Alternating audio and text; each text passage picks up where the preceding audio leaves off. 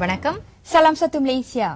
எதிர்க்கட்சிகளின் வெற்று வாக்குறுதிகளையும் அடிப்படையற்ற குற்றச்சாட்டுகளையும் நம்பி மக்கள் தங்களின் எதிர்காலத்தை பணயம் வைக்கக்கூடாது என பிரதமர் டத்துஸ்ரீ நஜீப் துன் ரசாக் வலியுறுத்தியுள்ளார். தேசிய முன்னணி மட்டுமே நாட்டை விவேகமுடன் நிர்வகிக்கும் ஆற்றலை பெற்றுள்ளது. அது நிரூபிக்கப்பட்டுள்ளதாகவும் அவர் குறிப்பிட்டார். நாட்டின் வளப்பமும் மக்களின் நலன் பாதுகாக்கப்பட்டிருப்பதும் தேசிய முன்னணி அரசாங்கத்தை வழிநடத்துவதில் வெற்றி கண்டுள்ளதற்கான ஆதாரம் என பிரதமர் சுட்டிக்காட்டினார்.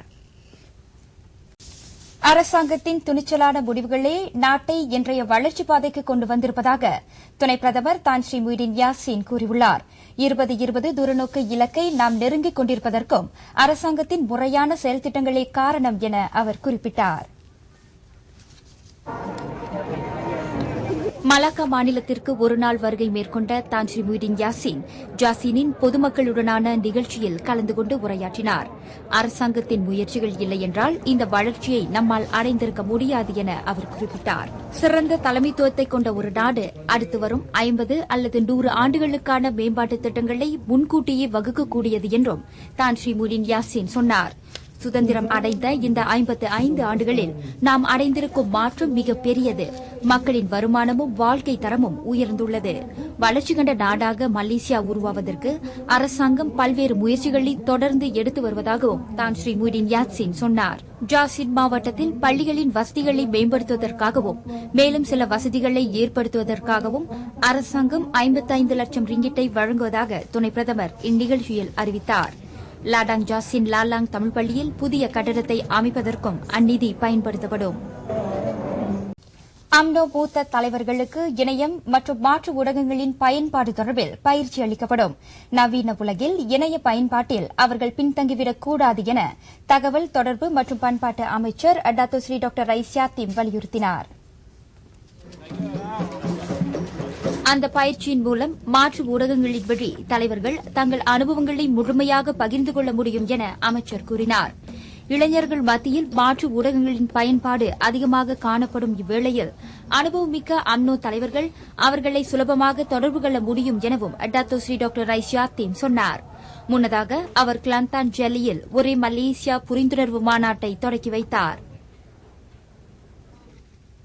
தாய்லாந்து பேங்காக்கில் 20 லட்சத்திற்கும் அதிகமான மெத்தாபெட்டாமின் வகை மாத்திரைகள் 50 கிலோகிராம் எடை கொண்ட கிறிஸ்டல் மெத் போதைப் பொருளை அந்நாட்டு போலீசார் கைப்பற்றியுள்ளனர்.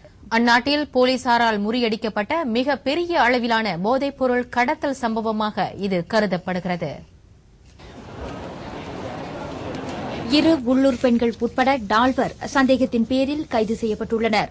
வட தாய்லாந்தில் உள்ள கிடங்கில் போதைப் பொருளுடன் தலைநகர் செல்வதற்கு தயார் நிலையில் இருந்தபோது அவர்கள் அனைவரையும் போலீஸ் கைது செய்தது. மியான்மரில் தயாரிக்கப்படும் போதைப் பொருட்கள் தாய்லாந்திற்கு கொண்டுவரப்பட்டு பின்னர் அங்கிருந்து இதர நாடுகளுக்கு விநியோகிக்கப்படுவதாக தெரியவந்துள்ளது.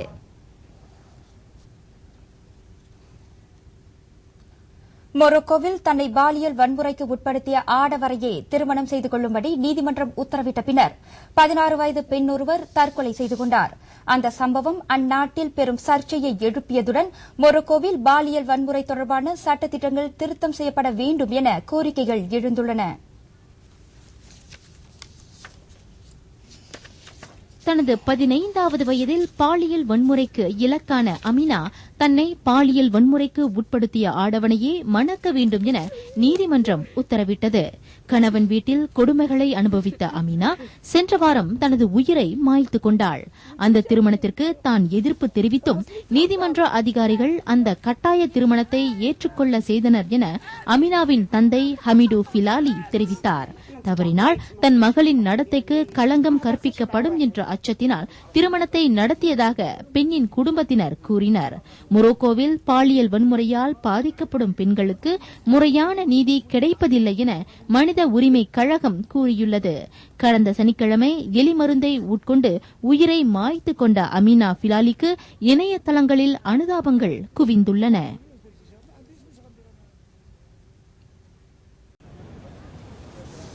அமெரிக்காவிலும் இதர 9 நாடுகளிலும் அக்கணினி விற்பனைக்கு வந்த அன்றே நூற்றுக்கணக்கானோர் வரிசை பிடித்து பல மணி நேரம் காத்திருந்தனர். நியூயார்க், அட்லாண்டா, சான் பிரான்சிஸ்கோ போன்ற நகர்களில் அக்கணினியை பெறுவதற்கு கூடாரம் அமைத்து காத்திருந்ததையும் காண முடிந்தது. ஐபேட்டின் 3ஆம் நகலாக கருதப்படும் இந்த புதிய வெளியீடு இன்னும் துரிதமாக இயங்கக்கூடியதாகவும் மேலும் துல்லியமான தொடுதிரையை கொண்டுள்ளதாகவும் சீரமைக்கப்பட்ட நிழல்பட கருவியை கொண்டுள்ளதாகவும் விளங்குகிறது. அமெரிக்காவில் அது குறைந்தது $500 விற்கப்படுகிறது.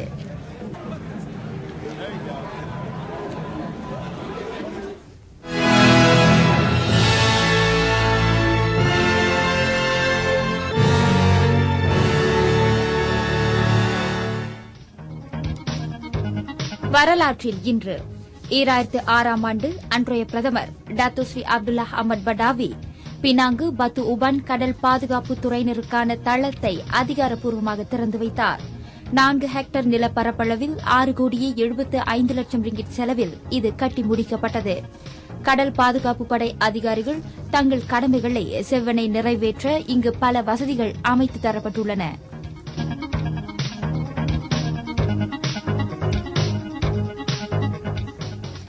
தமிழர்கள் மொழி கலப்பு, மொழி சிதைவில்லாமல் தமிழ் மொழியை பயன்படுத்த வேண்டும் என மலேசிய தமிழ் காப்பக பேராளர் மாநாட்டில் வலியுறுத்தப்பட்டது.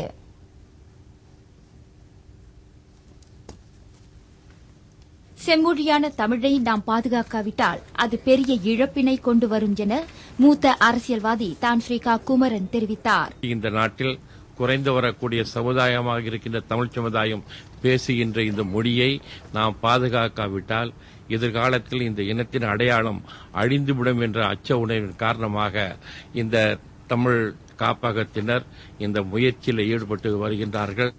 முன்னதாக அவர் மலாயா பல்கலைக்கழகத்தில் மலேசிய தமிழ் காப்பக பேராளர் மாநாட்டை தொடக்கி வைத்தார். தமிழ் அறிஞர்களை கொண்ட இம்மன்றத்தின்படி மலேசியாவில் தமிழ் மொழியின் பயன்பாட்டிற்கு உதவும் திட்டங்களை வரைந்து செயல்படுத்த முடியும் என அதன் தலைவர் சுவை லிங்கம் தெரிவித்தார்.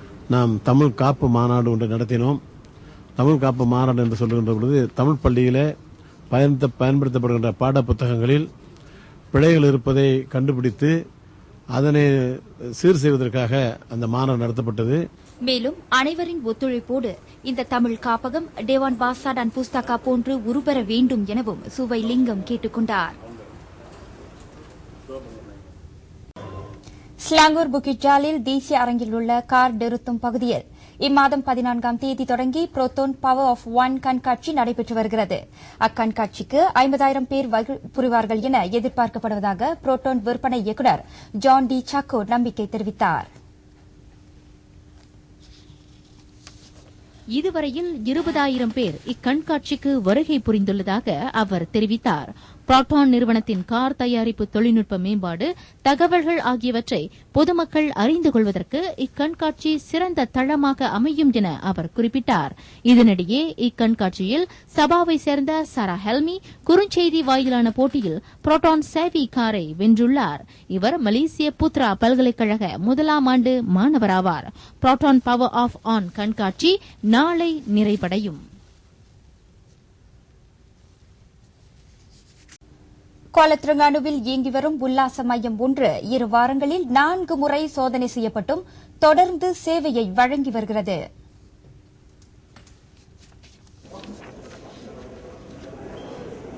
அதிகாலை மணி 2:15 வாக்கில் கோலத்திரங்கானு போலீஸ் தலைமையகத்தின் குற்றச்செயல் தடுப்பு பிரிவுடன் இணைந்து ஷரியா அமலாக்கத்துறையும் இம்மையத்தில் மேற்கொண்ட சோதனையில் சுமார் 100 பேர் கைது செய்யப்பட்டனர்.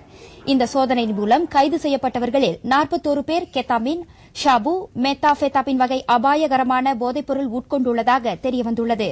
அபாயகர போதைப்பொருள் சட்டத்தின் கீழ் அவர்கள் கைது செய்யப்பட்டுள்ளனர்.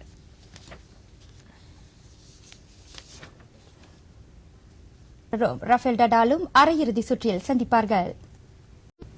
2012 லண்டன் ஒலிம்பிக் போட்டியை முன்னிட்டு ஹீத்ரோ அனைத்துலக விமான நிலையத்தில் தற்காலிக முனையம் ஒன்று நிர்மாணிக்கப்பட்டு வருகிறது. அந்த முனையம் 3 நாட்களுக்கு மட்டுமே செயல்படும்.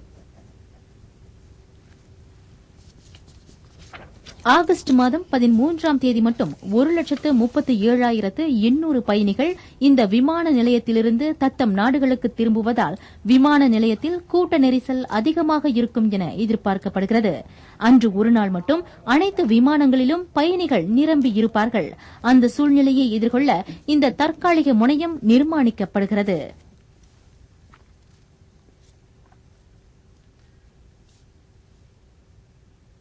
இன்றைய குரலும் அதன் விளக்கமும் குறள் 454 மனத்துளது போல காட்டி ஒருவர் கிணத்துளதாகும் அறிவு. அறிவு ஒருவன் மனத்துள் இருப்பது போல தோன்றும், உண்மையில் அது அவன் சேர்ந்துள்ள இனத்தின்பால் இருந்து பெறப்படுவதே ஆகும் என்கிறார் திருவள்ளுவர். வணக்கம், நான் சந்திரகலாயப்பன். நான் லதா செல்லமுத்து. சலாம் சத்து மலேசியா.